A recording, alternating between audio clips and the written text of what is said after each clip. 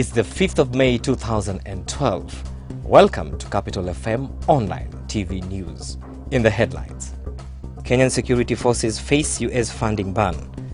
6 MPs declared partyless for ditching their parties. Uhuru denies backing any candidate ahead of poll. And standoff at KICC over COMESA parking takeover. Good evening, I'm Kasim Hassan Ali. Kenya security forces face the reality of having the support they've been receiving from the US government withdrawn due to human rights abuses. The US Senate has written to Secretary of State Hillary Clinton directing her to stop any further funding to units of the Kenya military and police which were found to have been participated in the human rights abuses, particularly in Mount Elgon. The Senate also directed Clinton to also consider the same to other units of security forces in Kenya which have violated human rights in security operations carried out in Garissa, Wajir and Mandera between November 2011 and January 2012. Under the bill, the Secretary of State is now required to submit a report to the Committee on steps taken by the Government of Kenya to conduct thorough and credible investigations to such violations and the identification of military units responsible. The Kenyan military and some units of the police force were accused of having violated rights of innocent Kenyans during an operation to flush out members of the Sabaot Land Defense Force in Mount Elgon in 2008, resulting in the killings of an estimated 750 people.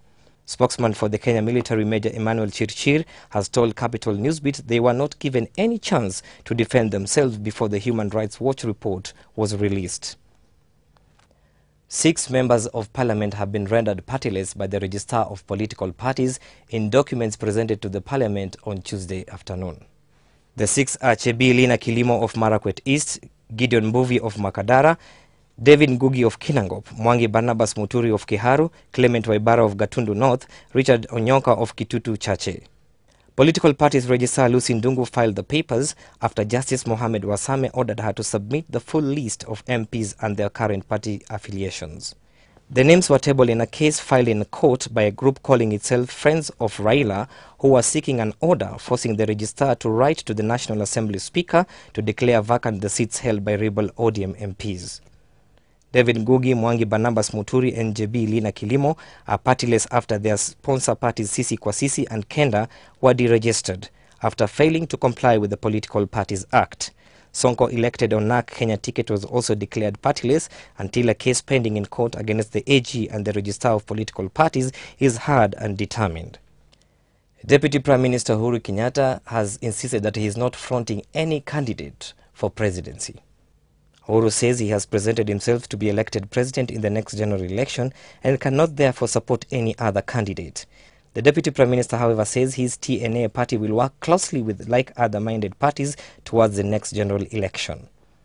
Speaking earlier Tuesday afternoon when he opened the party headquarters for TNA in Nairobi, Uhuru maintained that he will engage in politics of ideology and not of individual personalized attacks. There was a major standoff between the City Council of Nairobi workers and those of the Kenyatta International Conference Center over the repossession of the parking lot at KICC. Drama unfolded when council workers attempted to access the COMESA parking grounds at KICC to collect parking fees but found the entrance blocked by a hired private security firm. City Hall workers who began collecting parking fees from motorists on Monday after the town clerk announced seizure of the grounds over outstanding dues, this time found guards with dogs at the gates. The Director of City Inspectorate, Gideon Musa, had a hard time trying to calm down workers who demanded to know why the gates were closed. The council workers later broke the KICC gate and proceeded to clamp vehicle parked at the disputed COMESA grounds. Town Clerk Robert Duba on Monday announced that the disputed ground is public land whose management should be left to the council. With that, we've come to the end of our top stories today. Thank you for staying with us. I'm Kasim Hassan Ali.